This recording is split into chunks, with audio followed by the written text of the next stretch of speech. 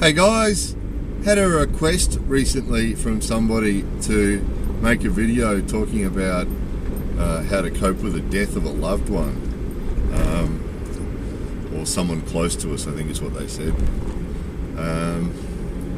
Probably the most difficult topic a person could address, isn't it? I think it's probably one of the most traumatic things that can ever happen to us in our lives, you know. Usually most pain that we have in our lives is usually brought about by change. You know, change is always difficult and or can be difficult, and I think some sudden changes, you know, if we lose our job or something like that, break up with a girlfriend or a boyfriend or a husband or a wife or something, those big sudden changes like that can be the biggest, you know, pains or cause us the most pain in our lives. And I think death of somebody really close to us is probably the worst. I think I can't think of anything worse than that. So it's obviously a very difficult one, and I think during times like that, it's difficult because we've got lots of emotions going on at the same time, and they're all bad. You know, they're all painful. So I think all we can do is, first of all, I think we need to recognise whenever we're going through a bad pain like that of any description, I think we first need to recognise that that's life, that in life we do have bad and good and difficult times and easy times, and when we first enter into one of those really bad periods, when we first, you know, find out that someone we care about's died, that is as painful as it will be, you know, and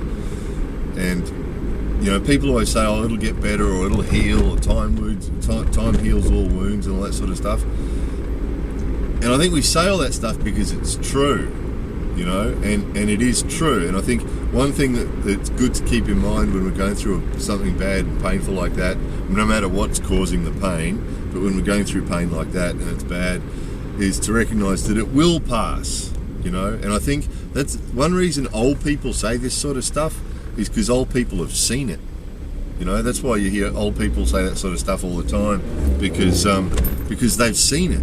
They've seen bad stuff happen, and they've seen, you know, people go through pain, and they've been through pain themselves, and they do know that it is true, that life is a cycle of pain and pleasure, and that, you know, and that the pain does pass, and that it does get better, and it's true. And I think we need to keep that in mind, because during those sort of pain, during that sort of pain, you know, whether it be death of a loved one or break up with someone we care about or some other tragedy like that, during that initial worst patch, we can make bad decisions, and we can do bad things. We can do self-destructive things to ourselves during that period of time if we're not careful. So I think we need to keep in the back of our mind that, you know, know and believe that it will get better. It will pass and it will get better. And there's nothing wrong with that either. I think another thing to consider with these things too, no matter what you believe, if someone dies, no matter what you believe, if you believe they go to heaven, or if you believe that they're reincarnated as a higher being, or if you believe that they cease to exist, you know, and that after we die there's nothing next, you know, it's just oblivion, it's just blackness, or whatever belief you have, you know, they go to paradise, or whatever belief you have is your own belief. But whatever it is, you can make yourself feel better, because I think one of the things we feel about when someone goes, we feel a lot of emotions. One of them is that we feel bad for the person who went, and, you know, understandable, and that's compassion, and that's all good. But I think we need to remember that, or we need to tell ourselves that wherever they've gone next, whatever you believe, and whatever's happened to them next, it's not bad. You know, it's not bad. It's whether it is just, you know, like going to sleep and you don't dream and that's the end of it, or whether it is paradise or heaven, or, you know, reborn as another creature or something. Whatever it is, it's not bad, right? So we can feel, you know, okay that person's gone, but we don't have to worry about them, because they're okay now. Wherever they are, they're fine, you know, they're fine. And I think particularly if it's a young person, that's an overwhelming feeling, is that, you know, wow, You know, they had so much stuff left to do, they hardly did anything, and now they're gone, you know, and that's an overwhelming feeling, but they're okay. The person who's gone is okay, you know, they're fine. And I'm sure the person who's gone wants you to be fine as well. So I think we can feel a bit guilty if someone goes. I think we can feel a bit guilty about getting over it, that we feel like it's wrong for us to be happy or something, you know. But I think it's okay. I think it's okay. I remember a long time ago, 1978, my grandfather passed away, you know, and he was a good age. He was 78 years old. He was born in 1900, so he was 1899. So he was 78 years old. So he'd had a good life. But the night of his funeral, we basically had a wake. It wasn't the plan, but it just sort of happened. You know, we went back to his house, and you know, lots of people were crying and that sort of thing. And again, I think the crying is a natural part of the process. Perfectly healthy and a good thing to do, I think, to release that anguish, to release some of that pain, you know, in the first period. I think it's a healthy thing to do. So there was lots of crying, you know, because we were going to miss him. And I think there's that other emotion in amongst all the other emotions, is that we're going to miss that person. You know, we don't want our lives to not have them in it. We want them to be still a part of our lives, you know, and we're going to miss them. Perfectly good emotion to have, you know. So we're going to miss them. So yeah, we're sorry for ourselves, you know, because we're going to miss them. We're also sorry for ourselves. So we cry, and we're sorry for other people who are going to miss them. So, you know, my grandfather's case, we were sorry for my grandmother because she was going to miss him, and you know, and I was sorry for my mother because she was going to miss her father, and you know, everybody's sort of feeling sorrow for everybody, sort of thing. It's pretty tragic. So we've cried. But my point is that my grandfather was a pretty funny guy, and so slowly people started having a drink and chatting about him, and slowly all these stories kept coming out, you know, funny stuff that he'd done and funny stuff that he said, and some of his more disgusting jokes, and you know, different things about my grandfather that were really funny. He was a really funny guy, and the mood changed, and it became a mood of remembrance, you know, where we're remembering all this good stuff about him, and it turned into like a wake. So, you know, everybody's drinking and laughing and talking about my grandfather, and you know, that's what he would have wanted. That's what he would have wanted, of course. You know, he cared about all those people that were there, and so he wanted to see his wife and his kids and his grandchildren, everybody happy. You know? So again, whatever you believe comes next, whether you believe he'd gone to sleep and it was just black, or whether he'd gone to paradise or heaven, or whether he was in the room watching over us, whatever you believe, he wants us to be happy, right? And I think that's the case with people who move on, you know? I think whether before they die or after they die, they want us to be happy. They want people who care about them and people in their lives to be happy. So it's okay to be happy, you know? So I think, you know, tell ourselves that, you know, look, period of mourning is natural, it's healthy.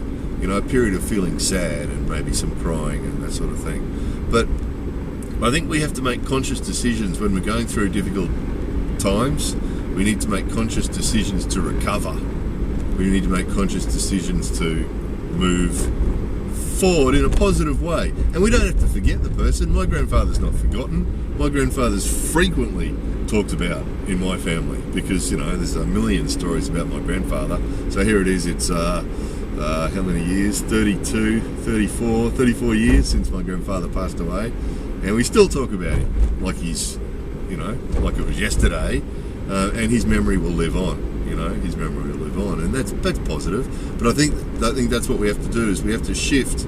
You know, at first it's impossible to feel positive, you're just too sad. But I think we have to make a conscious effort to try to think in a positive way, and to remember the positive things about the people, and to think positive things about them, and to move forward. So, you know, it's difficult. It's one of the biggest changes, or if not the biggest change in our life that we have to live with when stuff like this happens. But you know, it's life. It's life. You know, the Buddhists talk about this, about life is suffering, and sadly, you know, there's a big element of truth in it. You know, of course, you know, there's abundance of happiness in it as well. But you know, nothing's permanent. That's another Buddhist thing as well, and nothing's permanent, and that's so true. You know, nothing and nobody are permanent. So, you know, whatever's happening in our lives right now, it won't be the same. You know, somewhere down the track, it'll be different. So, you know, nothing is permanent. So that means we are going to lose loved ones. You know, we are going to lose people in our lives that we care about. We're going to lose pets. We're going to lose pets that we care about. That one's really inevitable because pets have really short lifespans. You know, that's a tough one, that one. So it's going to happen, you know. But in the same way that people and things are not permanent, suffering is not permanent either, which means that feeling, that pain that we have when that person's gone, that pain will slowly become less, and the happy memories and the happy thoughts and the happy stuff about them will become more. And guys, recently, if you've been watching my Japan channel recently, you've seen me. We've been renovating a house in Japan, and there's the old man there had gone, and we had all his stuff, including lots of stuff that I'm sure meant a lot to him, you know, photos and stuff like that. And his family don't want any of it, you know, and so I've kept some of it, but a lot of it has to be thrown away, you know, and I think there's a lesson in that stuff and things, and even bodies, you know, our bodies when we're old and we move on, we die and our bodies, and we move on. The stuff and the bodies and all that sort of stuff aren't really important. It's the thoughts, the memories, and the love that are important. So, you know, that person who's moved on, you know, I'm sure you've got keepsakes of theirs, photos or birthday cards or something that, you know, we remember them by. But I think more importantly is the memories. And that's where we need to be. Keep them with us. You know, that person, whoever that person is that you're missing, they'll always be with you. They'll always be in your memory.